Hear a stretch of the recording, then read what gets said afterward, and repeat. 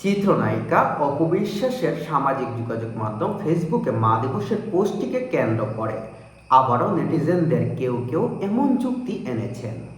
শাকিব খানের আরেক স্ত্রী অভিনেত্রী শবনম বুবলির দিকে ইঙ্গিত করে এ পোস্ট দিয়েছেন অপু বিশ্বাস।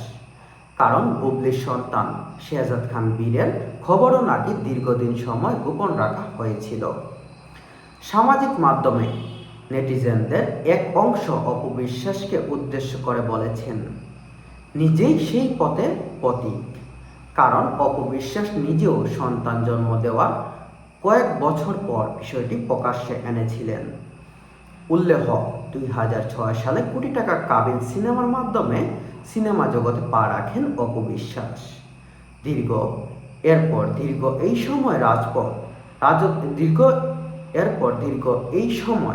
রাজত্ব করেছেন রূপালী পর্দায়। কেরিয়ারের তুঙ্গে থাকা অবস্থায় 2008 সালে ভালোবেসে বিয়ে করেন শাকিব খানকে। দীর্ঘদিন সেই খবর ছিল লুকোচুরির আড়ালে। এরপর 2017 সালে বেসরকারি একটি টেলিভিশন লাইভ অনুষ্ঠানে আব্রাহাম খান জয়কে কোলে নিয়ে হাজির হয়েছিলেন অপু বিশ্বাস।